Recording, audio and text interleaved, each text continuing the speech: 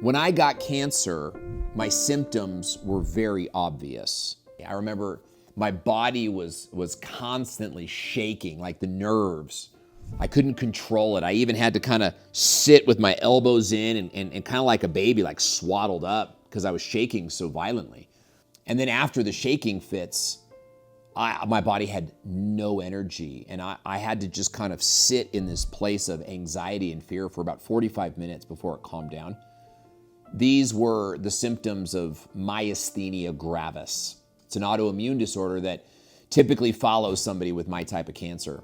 I also had chest pains that were incessant, and so I was taking NyQuil and Dayquil and even Pepto and other types of things, hoping it was indigestion, like, oh, it'll just go away. But then I got night sweats, and I would sweat through 2, maybe 3 shirts a night.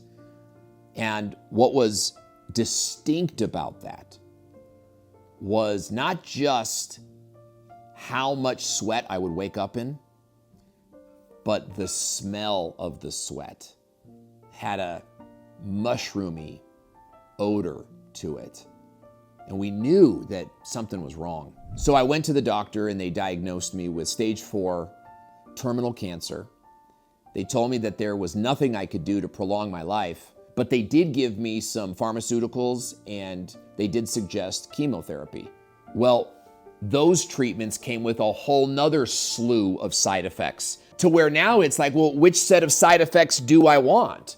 Do I want the side effects that I'm not paying for? Or do I want the side effects that I'm paying a ton of money for?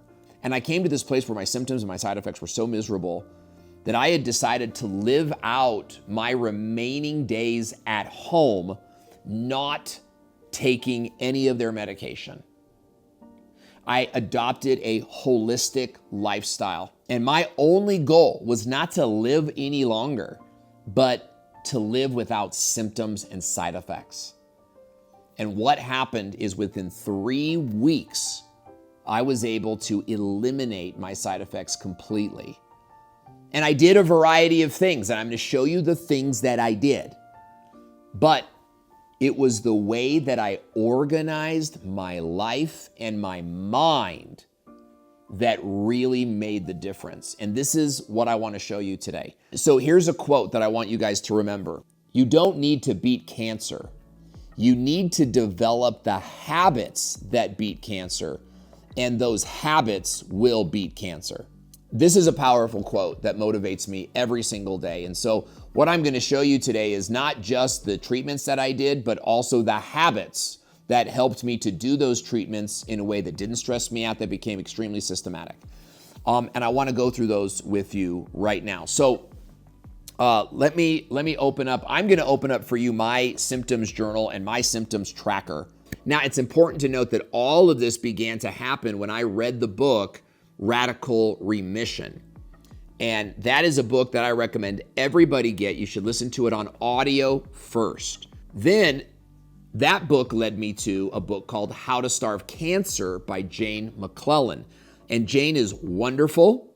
She has a Facebook group with so many survivors that you can learn from, and I highly recommend joining that group. And then her book led me to a book called The Metabolic Approach to Cancer. So these are 3 books that I highly recommend that everybody get to help you understand the types of treatment that survivors do. You need to do what survivors do. That's key. If you want to eliminate your symptoms, following a doctor who doesn't understand your symptoms and has only been trained 1 hour in nutrition and gets paid to see more patients, doctors don't get paid to save lives. They get paid based on how many patients they see per day. So your doctor's not going to understand. So I want to encourage you to do what survivors did. Now, what things do you do, right? Here's a list of all the things that I did to beat cancer. Number 1, keto vegan diet. I started that immediately. And if you have thymoma specifically, a keto vegan diet will get you the results you're looking for. Keto vegan diet is super powerful. But I also did a lot of extended fasting. 3 days a month, intermittent fasting, 18 to 22 hours per day, and then doing a 24-hour fast every Sunday night to Monday night. fasting was a big part of my protocol. But I also did intravenous vitamin C, what they call IVC, where I get injected with IVC. I also did a round of the Care Oncology protocol, which is a round of repurposed pharmaceutical drugs that have powerful anti-cancer effects. I also started weight training, and I did this with like 5-pound weights. If you don't understand myasthenia gravis, then you won't understand this. But I was trashed. I couldn't lift a pencil. In fact, I remember I was changing the doorknob on my front door, and my body had this wicked attack. My body was just like, oh my gosh, like what's going on? And that was after I'd received my diagnosis. So I already knew I had problems. So when my doctor told me to lift weights, I was like, there's no way I could lift weights. So I went out and bought 5-pound weights, ashamed. I'm like in the store buying, I didn't want to buy these purple kind of like girly coated weights. I bought like real manly weights, but I still only bought like a 5-pound weight and a 10-pound weight. And I would go downstairs where nobody could see me, and I would like struggle to lift. But lifting weights has powerful anti-cancer and anti-tumor properties in your body. Lifting weights helps produce cytokines in your body. And I got to say, lifting weights every day. And now I'm lifting 30 pounds per arm, which is so exciting because I never lifted 30 pounds when I was like a healthy person, right? In fact, I didn't lift weights when I was a healthy person. It's part of why I was not a healthy person. I also did the hyperbaric chamber, which was a phenomenal anti-cancer therapy. And I did some other IV therapies, nutritional therapies. I did a ton of stuff, and I made a whole video on everything that I did, okay? And I want you to know that list because they are all good things. If you read the books I read, you'll see that all survivors do some level of those things. But I also did juicing. Well, how can you do juicing if you did keto vegan, right? And it's like, well, there's no hyperbaric in my neighborhood, so what am I going to do instead? Every cancer patient, how about this? Like, I have thymoma. I had thymoma, which is like an upper thoracic. What if you have liver cancer or colon cancer or cervical cancer? So the question might be, will the same things work for you? And how much of those things do you have to do? Okay, that's where we get into the heart of this video. And I want to introduce you to my symptoms tracker, okay? So the number one thing you've got to do is get a journal. Now, that journal should have a calendar sheet in it, and it should have plenty of open writing spaces. This is super easy to do if you have an iPad, and I've actually created a symptoms tracker that you can download for free. I put the link in the description box. I've got one for if you want to use your iPad this way or if you want to use your iPad this way. I've got a template for each of them. You need to create a symptoms journal or a symptoms tracker. And that tracker should have, 2 or 3 parts to it. Your symptoms tracker needs to have a 30-day calendar tracker. So the first part of your tracker is going to be a month at a glance tracker like the one that you see on your screen now. Now, obviously, this is generic, so you would need to kind of put the days of the week in there and that sort of thing. And you can do that up in the corner, and you can even do that in red so they stand out or whatever the case might be, okay? But what you're going to do is every single day. In fact, when I started this, move the camera to those cans over there. Where those cans are right now with the flowers, that is where, you can move it back now. That is where my calendar was. And every day at 3 p.m., I would put a number on the date of the calendar 1 through 5. So that's what you're going to do. 1 through 5 is your symptoms for that day. 1 is low end, 5 is high end, okay? So I was talking to a buddy of mine in the Beat Cancer group, and he's got colon cancer, and I had the same conversation with him, and I go, okay, what are your major symptoms? And he writes them down, and that's what you're going to want to do on the next page of your tracker. Is like, this is where the handwriting page, what are your major symptoms? Okay, so in his case, it was, bloody stool. And that's terrifying. If you've ever had colon cancer, I want you to know, I know so many colon cancer survivors. and we have a group where we all get together and we talk about personalized treatments. There's links to that. I don't want to like sell that or whatever right now, but I just want you to know that that's there, okay? So what are your major symptoms? Like stomach pains, bloody stools, okay? Your worst day of symptoms is a 5, and your best day of symptoms is a 1. And you're going to pick a time of the day. Maybe it's 8 p.m., maybe it's bedtime. For me, I did 3 p.m. and I kind of did a 24-hour thing, right? So if I went into symptoms like that night, I might change. You know, that's what's great about this. You just cross it off and you change. But every single day, you're going to mark where your symptoms were. And I want to show you something here. I'm just making these up, okay? Because I just made up 6 and we're not doing 6. But you want to keep it 1 through 5. And look at what we're doing here. We're looking for patterns, okay? So again, I just made up these numbers, but it's like, look at this 3, 2, 1, 4, 5, 5, 4, 4. These days right here are like heavy days of symptoms, right? So we want to look at that and go, what was going on those days? What was going on before those days? And look, you may not know it while you're in it. You're having a bad day. All I want you to do is just write 5. That's all I want you to do. That's all you got to do, okay?